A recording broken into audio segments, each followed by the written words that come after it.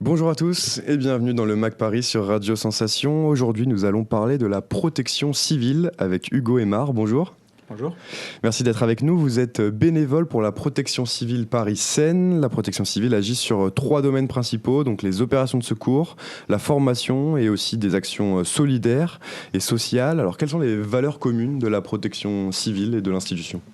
Alors, la protection civile et la protection civile Paris-Seine sont des associations loi 1901, mais qui ont un agrément de sécurité civile et qui sont reconnues d'utilité publique. Et à ce titre, en fait, nos valeurs sont autour de l'engagement, de l'aide à la personne, du don de soi et du don de son temps libre pour venir en aide aux autres et participer à ces actions d'intérêt commun. Alors on sait quel numéro il faut appeler pour la police, pour le SAMU, pour les pompiers, mais pour la protection civile finalement on ne sait pas trop. Est-ce qu'on peut vous joindre ? Est-ce qu'il y a un numéro particulier ? Alors il n'y a pas de numéro particulier pour appeler la protection civile. En revanche, de par nos actions, on intervient en renfort ou en complément de certains services publics, comme les pompiers et le SAMU par exemple. Donc ne soyez pas étonnés si en faisant le 18, c'est un équipage de la protection civile qui arrive chez vous. Ça arrive, et également pour le 15. Et puis ensuite, on peut nous rencontrer sur les gros événements, les gros festivals de l'été ou certains événements de cette ampleur-là où on sera là déjà sur place. Et du coup, pour nous contacter, il suffira de venir dans notre poste de secours pour nous rencontrer. Alors, il se passe quelque chose justement. Comment ça se passe ? Comment est-ce que vous êtes prévenu ? Vous avez des postes de secours ? Ou vous êtes chez vous finalement et vous arrivez ? Alors, effectivement, il y a deux types de missions. Il y a les missions qui sont un petit peu prévues, sur les gros événements où on va être sur place avec nos ambulances, dans nos postes de secours, nos secouristes sont mobilisés et sont présents sur le terrain. Et puis, il va y avoir un petit peu l'imprévu, ça va être des inondations, des crises, certaines opérations un petit peu dans ce style-là.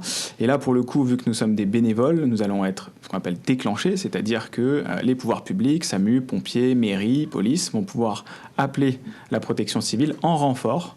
Et du coup, nous envoyons nos bénévoles disponibles sur le terrain à ce moment-là.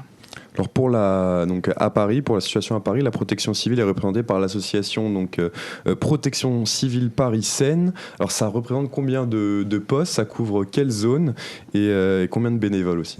Exactement. Alors la protection civile Paris-Seine, c'est le regroupement des 4 départements de la Petite Couronne, donc Paris intramuros, le Val-de-Marne, les Hauts-de-Seine et la Seine-Saint-Denis. Et sur ce territoire-là, nous sommes à peu près 2000 bénévoles engagés quotidiennement. Qui est bénévole justement au sein de la protection civile ? C'est plutôt des jeunes, plutôt des hommes, plutôt des femmes ? Qui est le bénévole type de la protection civile ? Je pense que la bonne réponse, justement, c'est qu'il n'y a pas de bénévole type. L'idée, c'est que ce soit ouvert à tous. Ça fait partie aussi de nos valeurs, que tout le monde soit le bienvenu chez nous. Et du coup, on a effectivement des étudiants, des jeunes, mais aussi on a des personnes âgées, des retraités, mais on a des cadres actifs, on a des chômeurs, des employés, des enseignants, des policiers, des pompiers, vraiment toutes les catégories socio-professionnelles et tous les âges de la société qui sont prêts à donner un petit peu de leur temps libre, puisque c'est du bénévolat, bien évidemment, et qui sont prêts à donner un petit peu de leur temps libre pour les autres et pour l'association. Alors sur le temps libre justement, est-ce qu'il y a une quantité minimum de disponibilité à avoir pour pouvoir prétendre à être bénévole ? Comment ça se passe ? Ou on peut juste dire je suis bénévole juste un jour dans la semaine C'est ça. En fait, chaque bénévole va être attaché à une antenne, c'est-à-dire une territorialité locale. Donc à Paris, ça va être un arrondissement, ou sur la Petite Couronne, le regroupement d'une ou deux communes. Et dans cette antenne, il va donner le temps qu'il a à donner, c'est-à-dire que certaines personnes vont pouvoir donner un samedi tous les mois, et d'autres personnes, au contraire, vont avoir envie ou vont avoir la possibilité de s'investir beaucoup plus en temps et vont être présents 2 soirs par semaine et tout le week-end. Voilà. Donc il y a vraiment chacun qui peut donner le temps qu'il veut. Et là-dessus, il n'y a pas de prérequis, il n'y a pas de minimum d'engagement. On prend toutes les personnes volontaires. Et donc ces personnes se forment ou sont déjà formées en fonction de leur parcours. Sinon, vous les formez vous-même, j'imagine. Exactement. Alors soit elles ont bénéficié d'une formation grand public qu'on appelle le PSC1, donc Premier Secours Civique, qui est un petit peu une journée de formation qui permet de voir quelque chose d'assez large. Et puis ensuite, pour rentrer dans nos équipes, il y a 2 formations beaucoup plus complètes sur une 10 jours de formation qui, eux, permettent de vraiment faire du secourisme en équipe avec les techniques qui sont similaires aux techniques enseignées chez les pompiers. Et donc là-dessus, effectivement, on forme en interne. Une fois que le bénévole est rentré dans l'association, il va rentrer dans un parcours de formation de 2 fois une semaine pour pouvoir avoir toutes les compétences nécessaires pour mener à bien sa mission sur le terrain. Alors, un des domaines d'action de la protection civile, je l'ai dit, c'est l'aide sociale et solidaire. Alors cet été, la capitale a connu plusieurs vagues de chaleur, plusieurs canicules. Alors si on pense aux personnes sans abri l'hiver, on y pense moins l'été. Alors la protection civile parisienne a effectué des maraudes tout l'été pour leur venir en aide. Qu'est-ce que vous leur avez apporté aux sans-abri ? C'est vrai, et vous avez raison. En fait, l'été, on y pense moins. Les gens sont peut-être plus dans un esprit de vacances, sont moins présents sur la capitale et la petite couronne de manière générale. Et du coup, c'est là-dessus, sur ce constat-là, qu'en fait, la protection civile parisienne va renforcer ces maraudes. Donc nos maraudes, en fait, c'est des équipes qui patrouillent sur le terrain, qui sont dans les rues de la capitale et qui vont à la rencontre des personnes sans abri. Et du coup, l'été, on va le renforcer puisque la chaleur, en fait, est un vrai problème pour les personnes qui habitent dehors, notamment en termes d'hydratation, d'eau, etc. Et tout simplement, alors ça c'est l'été de manière globale, moins de personnes vont venir leur apporter un petit quelque chose et du coup nous on vient pallier ça. Et donc tout l'été, effectivement, on a mis en place et on a renforcé nos équipages pour aller au contact des personnes sans abri et pour leur apporter de l'eau. Et si vraiment il y avait le besoin, on peut aussi les accompagner en lien avec le SAMU social, le 115, dans des espaces frais, c'est-à-dire des gymnases, des lieux qui ont pu être ouverts, réquisitionnés, dans lesquels il va y avoir de la climatisation, de l'eau, etc., pour que les journées de grosses canicules, on puisse mettre ces personnes à l'abri. Et donc cette nourriture que vous leur avez donnée, comment est-ce que vous avez pris pour la collecter ? Ce sont des collectes, des dons de bénévoles ou tout simplement de citoyens ? Alors c'est une collecte qui est annuelle ou pluriannuelle dans des grandes enseignes de magasins parisiens que l'on fait, et en fait c'est du coup la population, les Parisiens, les habitants de la Petite Couronne qui vont faire des dons de nourriture, de produits de première nécessité, et que nous derrière on va pouvoir redistribuer dans la rue aux personnes dans le besoin. Alors l'été a été riche en activités, vous en avez parlé. La protection civile parisienne était présente à la fête de la musique, à Solidays, pour l'arrivée du Tour de France aussi, pour les feux d'artifice du 14 juillet et de l'Assomption, pour la fête nationale, pour Paris-Plage aussi, tout l'été. C'est une période très dense l'été pour vous ?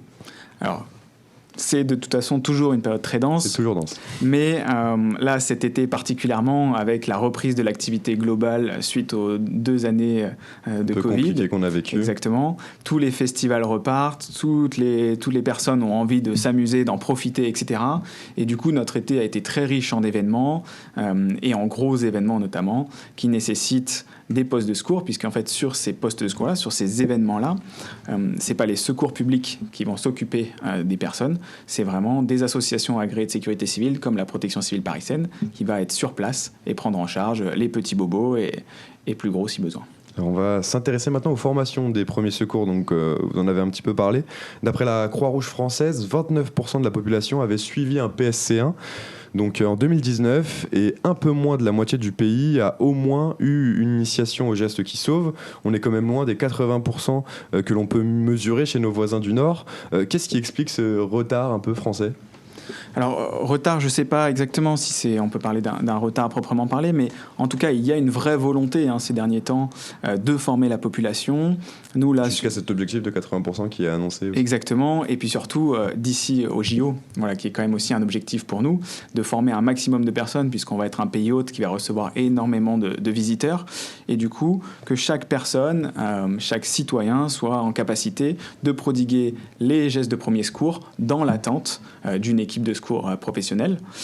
Donc l'idée, c'est vraiment qu'on ait chacun de nous les bases sur la prise en charge des gestes de premier secours pour une personne qu'on pourrait croiser dans la rue, chez soi, dans sa famille, etc. Alors justement, si on veut faire une formation pour finir avec la protection civile, comment ça se passe ? Alors c'est très simple, c'est sur protectioncivile.org et vous pouvez directement retrouver toutes nos formations et notamment les formations dites grand public du PSC1, donc premier secours civique, qui vont sur une journée, 7 heures de formation à peu près, balayer tous les risques qu'on peut rencontrer dans le quotidien, que ce soit la prise en charge d'un malaise, que ce soit la prise en charge d'une hémorragie, d'une grosse coupure, d'une électrisation, mais également d'un arrêt cardiaque. Et au-delà de juste voir des gestes, on va aussi apprendre tout ce qui est la partie alerte, puisque bien évidemment, quand on est face et confronté à quelque chose comme ça, en fait, il faut appeler les secours publics. L'idée, c'est de pallier le temps de l'arrivée des secours publics. Et donc, toute la partie de donner la bonne adresse, de dire dans quel environnement on se trouve, ce qu'on voit, etc., pour que les secours professionnels puissent arriver au plus vite sur les lieux de l'accident. Eh bien, merci beaucoup Hugo Aymard d'avoir été avec nous. Merci à vous. Je rappelle que vous êtes bénévole donc à la protection civile. Cette émission est disponible en replay sur notre site internet, sur notre application Radio Sensation.